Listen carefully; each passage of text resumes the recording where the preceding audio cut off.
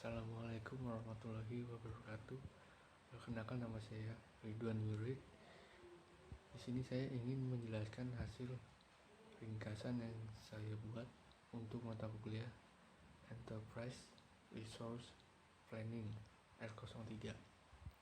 Pertemuan ke-9, Marketing Information System dan Sales Order Process. Perusahaan memiliki dua divisi penjualan.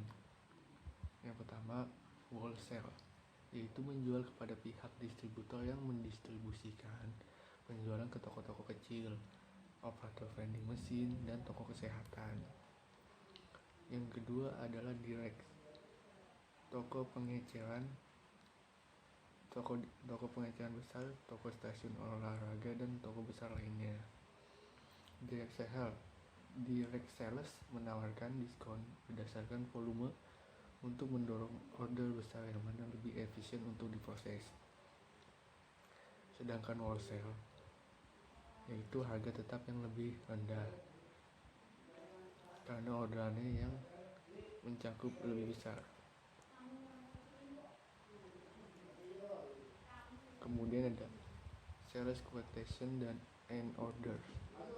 Sales quotation penawaran harga kepada customer.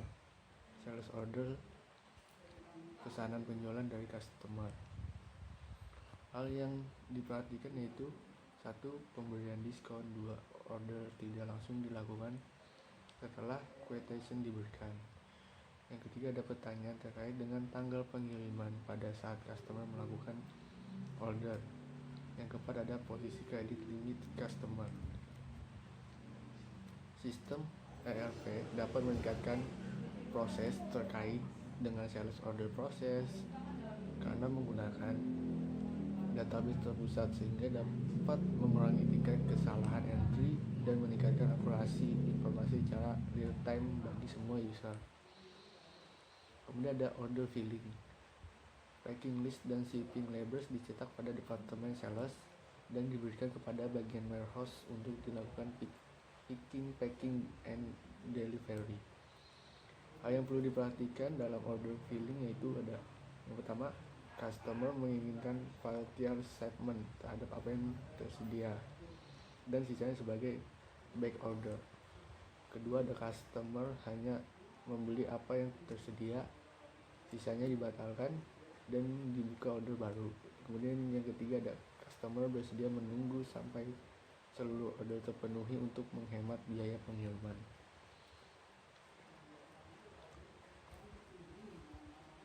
Sales order processing adalah serangkaian aktivitas yang dilakukan untuk mencatat sales order.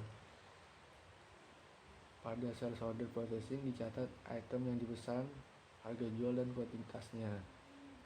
Kemudian ada delivery, berarti melepas dokumen kepada warehouse untuk melakukan packing, and pengiriman order.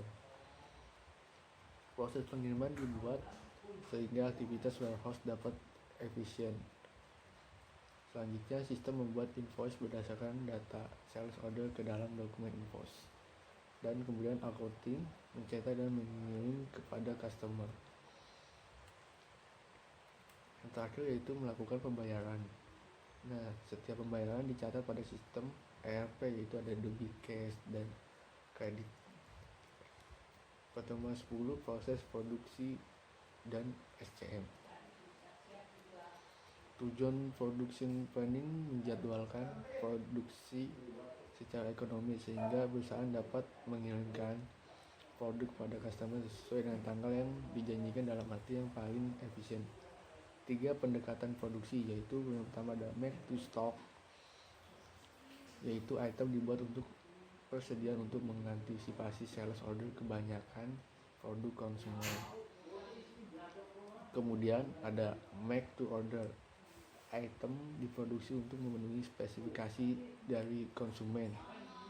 Perusahaan sering menggunakan pendekatan ini ketika memproduksi item yang terlalu mahal untuk disimpan sebagai persediaan atau item yang dibuat dan dikonfigurasi. Yang ketiga ada assembler to order, item diproduksi menggunakan kombinasi dari proses MTS dan MTO Produk akhir dirakit berdasarkan order dari komponen MTO. Dalam tahapan production, planning, dan kontrol terdapat LCCP, menguji MPS. LCPP ditampilkan pada suatu load profile untuk sumber daya kritis seperti tenaga kerja, mesin dan peralatan, kapasitas gudang, kemudian ada kapasitas pemasok dan part dan sumber daya keuangan. Yang kemudian ada CRP, menentukan kapasitas yang dibutuhkan sesuai hasil MRP. Kemudian modifikasi dilakukan dengan lembur, perubahan routing maupun subkontrak. Jika kapasitas yang dapat digunakan tidak mencukupi, meskipun telah melakukan modifikasi, perubahan terhadap MPS perlu dilakukan. Pertemuan 11 yaitu sales dan operation process. Enterprise Resource Planning berakar dari Materials Requirement Planning (MRP). MRP masih merupakan suatu bagian besar dari sistem ERP. Supply Chain Management melihat kepada keseluruhan sistem supply dari bahan baku sampai kepada barang jadi pada rak pengecaran. 3 prinsip penting dalam sales dan operation process. 1. Menggunakan sales forecast. Yang kedua ada memecahkan perencanaan aggregate menjadi perencanaan produksi yang lebih spesifik untuk masing-masing produk ke dalam interval waktu yang lebih kecil. Yang ketiga ada menggunakan perencanaan produksi untuk menentukan kebutuhan bahan baku. Nah, di sini ada cash strategi, meningkatkan atau menurunkan kapasitas untuk mengimbangi demand. Kemudian ada level strategi, yaitu untuk memproduksi lebih banyak di periode lebih awal, tetapi meningkatkan biaya persediaan dan produk kadaluarsa. Yang ketiga ada mixed strategi, fokus pada produksi item yang lebih menguntungkan, pendekatan linear programming. Cash strategi, yaitu bermanfaat ketika biaya penyimpanan persediaan tinggi dibandingkan dengan biaya menyesuaikan kapasitas. Yang kemudian ada level strategi, bermanfaat ketika biaya penyimpanan persediaan relatif rendah sehingga produksi dilakukan di awal untuk mengantisipasi demand.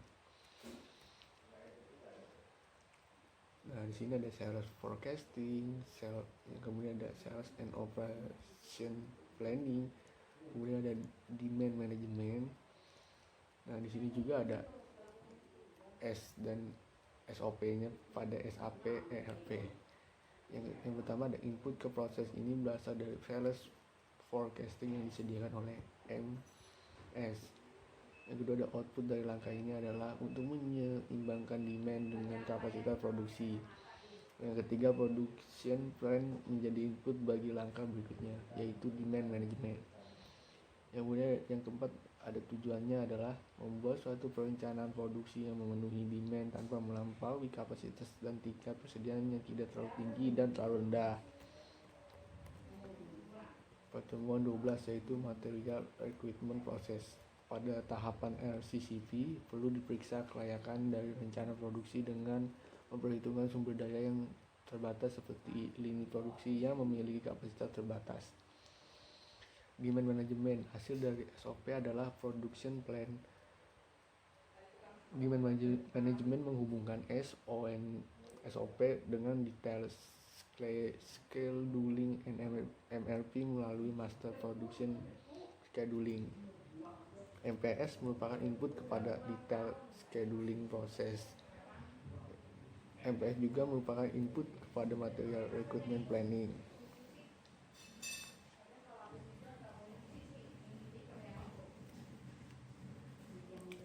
Kemudian ada lead time. BOM digunakan untuk menghitung berapa banyak dari masing-masing material diperlukan untuk memproduksi suatu finished product. Tentukan waktu dan kuantitas dari PO membutuhkan informasi lead time dan lot sizing. Untuk PO, lead time meliputi yaitu waktu yang dibutuhkan supplier. Yang kedua, waktu pengeluaran stok. Yang ketiga, ada waktu yang dibutuhkan penerimaan untuk memproses penerimaan. Di sini ada lot sizing, adalah proses penentuan produksi atau kuantitas order. Dalam banyak kasus, lot size pembelian dibatasi oleh packing dan transportasi. Proses MRP untuk OATS membutuhkan langkah berikut. 1. Konversi kuantitas MPS dari batch packing menjadi 500 lb. Yang kedua, kalikan jumlah batch dengan IB batch dari BOM untuk menentukan gross requirement. Yang ketiga, ada kurangkan kuantitas saldo bahan baku. Yang keempat, ada rencanakan purchase. Yang kelima, ada schedule receipt. Yang keenam, ada proses MRP menghitung planned order.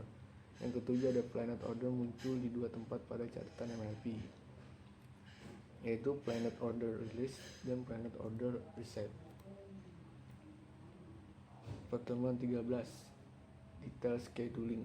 Detail scheduling digunakan untuk menentukan sumber daya dan tanggal waktu untuk melakukan operasi dengan mempertimbangkan ketersediaan sumber daya. Nah, di sini ada scheduling sering terkait dengan balance antar long production run dan short production run. Aktivitas scheduling di mana melepaskan dispatching operasi kepada sumber daya pada suatu tanggal waktu tertentu. Yang kedua, ada rescheduling di mana mengirim operasi yang sudah terjadwal kepada tanggal waktu atau sumber daya yang berbeda. Deal load setting adalah mengeluarkan operasi terjadwal dari jadwal sumber daya. Production Activity Control (PAC) merupakan teknik dan manajemen kapasitas yang digunakan untuk mengendalikan operasi produksi. PAC memiliki dua konsentrasi utama, yaitu yang pertama Priority Control, yang kedua Capacity Control. PAC merupakan teknik dan manajemen kapasitas yang digunakan untuk mengendalikan operasi produksi. PAC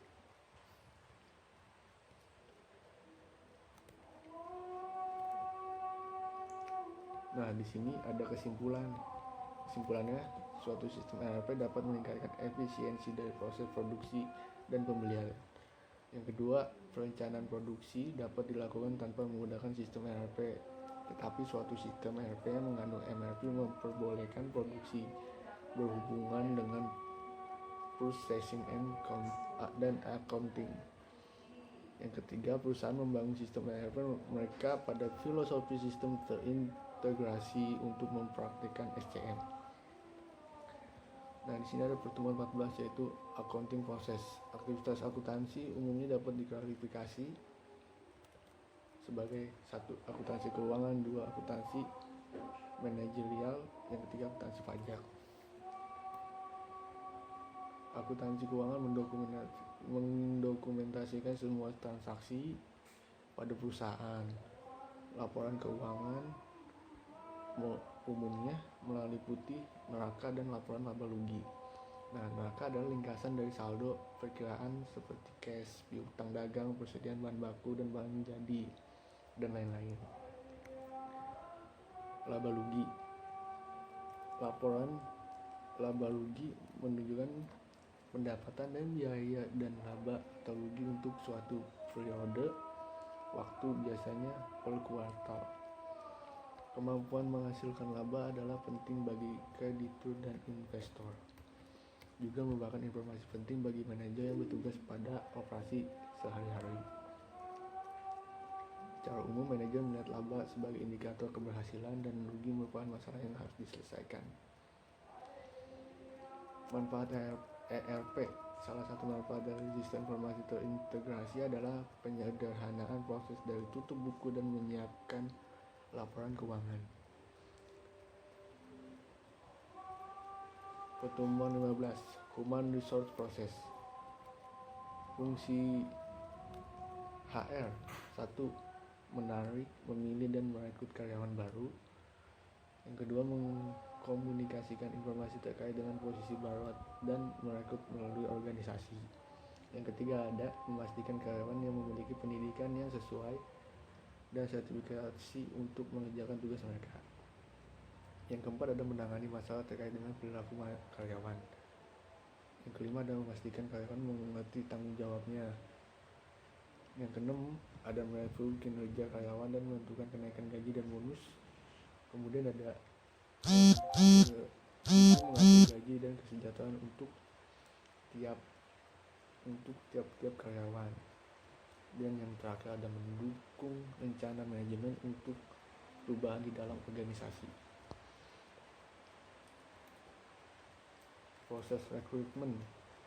Yang pertama, departemen mengajukan kebutuhan tenaga kerja ke bagian HR dengan mengisi formulir lowongan yang meliputi informasi posisi jabatan, kualifikasi yang diperlukan, sifat jabatan, kapan dibutuhkan, kemudian ada berdasarkan informasi tersebut di atas, bagian HR mengajukan kepada pimpinan perusahaan untuk mendapatkan persetujuan.